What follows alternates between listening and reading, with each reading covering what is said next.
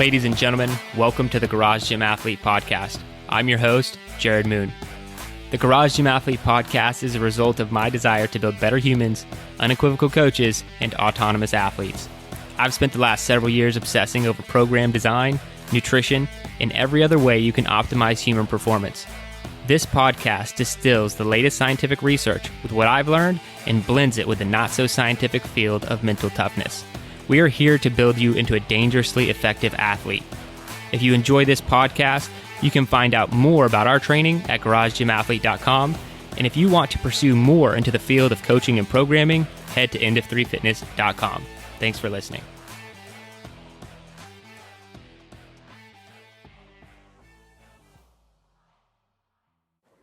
All right, ladies and gentlemen, welcome to the Garage Gym Athlete Podcast. Jared Moon here with Joe Courtney. What's up, Joe? Hey, how you doing, Jared? Doing pretty well. Excited to be here with Sarah Trunkey. How you doing? Good. Yeah, I'm excited to get into the podcast with you today. So we're going to get started. I'm going to throw it to you right off the bat here. Intro, who you are, what you do, how you train, and where you're from. All right. I am Sarah Trunkey, like you said. We live in Vista, California, which is in San Diego County. So we're experiencing a bit of a heat wave right now, and Californians don't know how to deal with that. So it's pretty fun. And I'm a stay-at-home mom to two kids. I have a 6-year-old and a 4-year-old. And I train every morning. I get them breakfast going, and then I leave. I work out, and they come find me when they're done eating. And I pull everything out, and pull my car out, pull everything out, and work out. So that's how I train. That's awesome. And what is your setup like in the garage? My setup is actually really compact. It's like right behind me. I have the banner. I have the stands, just those, they're individual stands. Yeah. Individual stands. Yeah, I have individual stands. And I just pull those out, and I have like a little chalk mark on the garage floor so they're perfectly spaced apart, because every time you pull them out, That's smart. have to make sure they're the right width apart so the barbell sits in the right place. So I made a mark on the floor, and I might make that permanent with like paint or something, but for now it's chalk. And then I have a bench I got for free off Facebook and the jump box. And then yesterday we added the Rogue Echo bike. I saw that. Yeah. The gym. And I did today's hard to kill on that, and that was quite miserable. Eye-opening, right? Yeah. Yes. Friends of ours got it before us, and she's like, "You'll hate buying it." And I'm like, "Oh, sure." And then it is something else. It's a good piece of machinery right there. That's awesome. And what great timing to have that. Oh, yes. I had some CrossFitters run past me right at the beginning of quarantine, and they're like, "Oh, I miss lifting heavy." It was really funny. I'm like, "Sorry, can't really invite you in." Yeah, it's against the rules. So being in Southern California, I definitely I'm going to miss lifting outside, but do you ever pull your stuff outside? My driveway is slanted. So yeah. I jump rope out there because I have to, but jump roping on a uneven surface, not level surface, isn't fun either, but that's my only option. So can't really pull it outside, but I literally only had to close. Uphill. Yes, that makes sense. Or I do it sideways and then switch halfway through. There was only one day of the whole year I had to close the garage door. It was cold enough to be like, let's close the garage door and not be cold. So Southern California is a pretty great place to work out. Yeah. And what was the big reason behind starting a garage gym? Well, it has to do with a lot of influence from a certain Viking who rose in the rain. Matt Slesselin is friends of ours, and his wife invited me over to work out quite a bit at their house before I ever had a garage gym. And Their influence just like got me addicted. And I lost a bunch of weight. I lost about 50 pounds a couple years ago. And once I did, I wanted to start, working out to sort of maintain that. And so working out at their place then made me want to get into lifting. And so I tried CrossFit I did it for 2 months, and it was outrageously expensive. And I was like, I can just do stuff in my garage. So on my birthday last year, I bought a used barbell, and that was the start. Matt's episode was definitely one of the memorable ones because of the rain rowing. And I actually thought of it because you're wearing a Lord of the Rings shirt, and I was like, I wonder. All right, so I do you wore have any it good to stories? see if you would. I wore it to see if you would notice, Joe. I did. Yep, I got to be you. honest. That's cool. It says Mordor Fun Run because one cannot simply walk. That's anyway. awesome. Yes. So you gotta shake things up, Jared. Throw a little fancy in your work. Hey, I just think it's cool that we two different garage gym athletes that we've interviewed are friends. I think this is the first time we really ran into that, and I think that's really awesome. I do want to know. You mentioned you lost 50 pounds, so congratulations on doing that. But how did you lose 50 pounds? Like, what was the start? How did you get that done? We did Weight Watchers. Okay. It's just a simple way to get calorie deficit in. It makes it simple. You got an app, and I went to meetings to have that accountability, and I think it took 7 months. And it was really great, but it was all through food. So right. I then didn't know what to do after I lost the weight. I wanted to keep it off, and so I did mostly daily burn workouts, mm-hmm. the online video stuff. So it was mostly just body weight videos, and I hated it so much. And it made you sweat some, but it wasn't, you didn't feel good afterwards, at least not for me, until I started lifting heavy things. And then I was like, okay, now this is something fun, and it makes you feel hardcore. And like, not a lot of women in my circle are, lifting heavy weights, and it just makes me feel strong. And I joined Garage Gym Mathlete in October, and then everything made more sense because it wasn't like just trying to figure out what to do on my own. So yeah, I got my barbell at the end of June, and then joined Garage Gym Mathlete in October. Fantastic. I love it.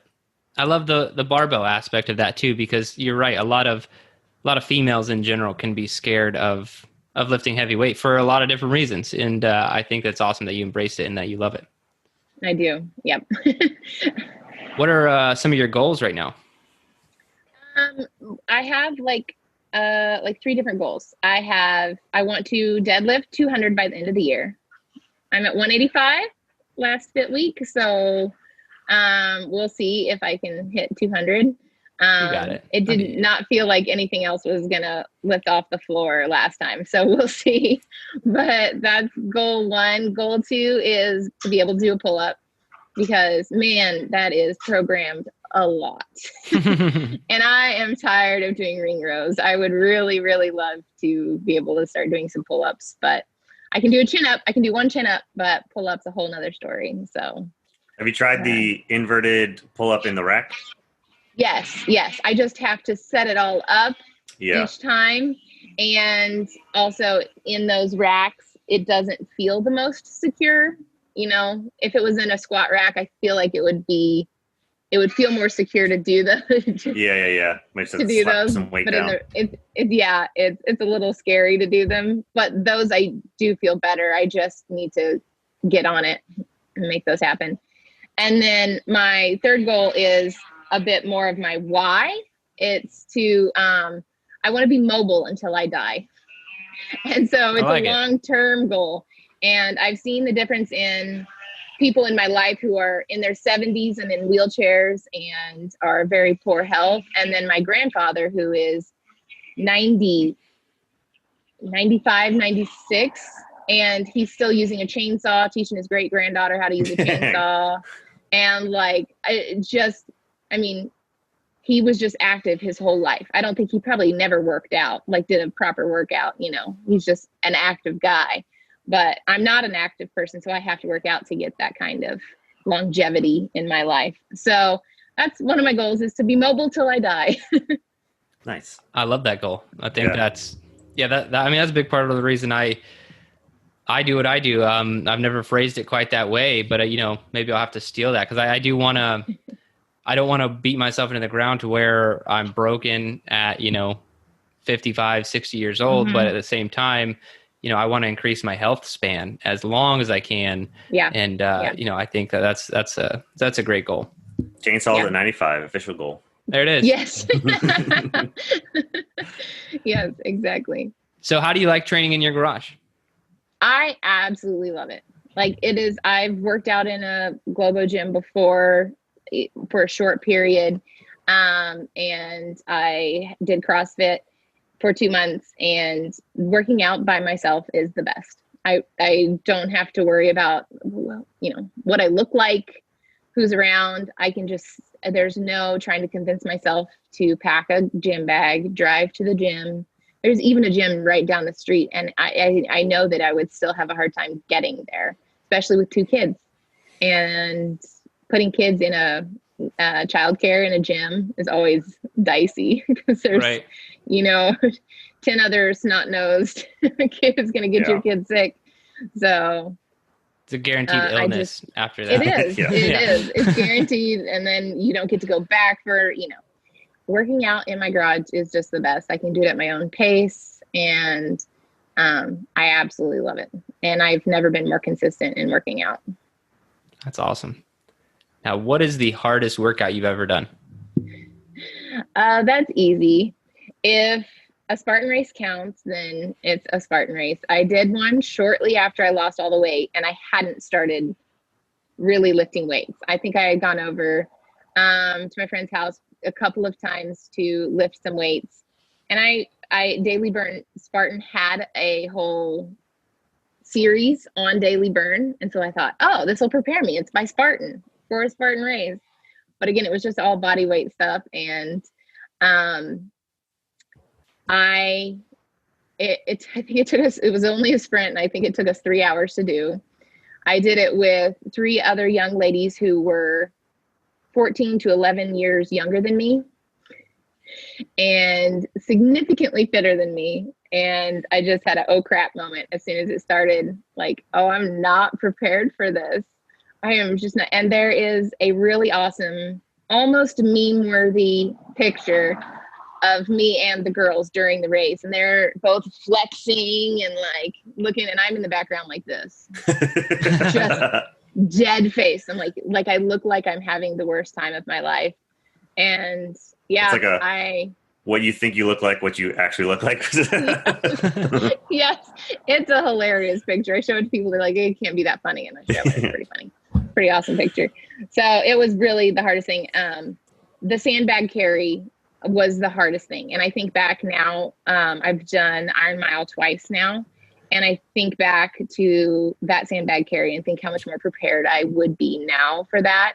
I was literally just shuffling. And the only reason I didn't put it down was because I knew I wouldn't be able to get it back up on my shoulders. So I just shuffled along until I got to the end of that. And then the race wasn't over. So I just had to keep going. Those carries in Spartan races are the worst. I mean, the bucket was hard too, because it was straight uphill, straight downhill. But the sandbag carry, I don't know how heavy the women's bags are, but it's heavy enough. Heavy enough, yeah. All right, yeah, that's just, I love how Spartan can just do that. It's like, can just wreck people mentally, physically. It's just, they put on a pretty good event. I look forward to them being a thing again. Maybe, I think it's next year when they maybe open back next up. year. Yeah. And like distances don't really matter that much, because Jared, I think between our super and our beast, I think our times were pretty close to the same, but it's twice the distance. So yeah, it just all depends on how they lay it out. Yeah. Yeah. And I went to the one at Tejon Ranch, and it was all straight up, straight down, and lots of horse poop, because it's a horse ranch. So, it was really, really crappy. Nice. There it is. All right. In your opinion, what's the best activity for building mental toughness? This one I had a really hard time thinking about. I was going to say being a stay-at-home mom during a quarantine. Yeah. Possibly. You can't go to any playgrounds. You can't go to the zoo. You can't do much. But I think in general, just sticking with doing something that's really, really hard that you just have no choice but to go through, and that you have endurance after that. You can push through hard things again because you have before. And so to just keep going, keep doing the thing. So when is your next Spartan race going to be? Maybe once I can do that pull-up. Okay, got it. Once I can do some pull-ups, maybe I'll be ready. Okay. I am very interested in the before and after for the carries, because I think when we've done it with times we've done it with groups, most of our people have found the carries are one of the lesser on the challenging things compared to others, because we're just carrying stupid things. I really, really think, that I would be able to now, I can back squat now. And I'd never back squatted before. Mm-hmm. I found a video of my first back squat. And I never got even close to level in it. Parallel. And so I think I could do a lot better on that carry. I think you would crush it. That's why I was asking. I think you do really well this next time. It's like, okay, Garage Gym Athlete versus Daily Burn. Let's see who does. Name any names. Yeah. Just not to throw anyone under the bus. All right. If you could only have one piece of equipment to train with for the rest of your life, what would it be?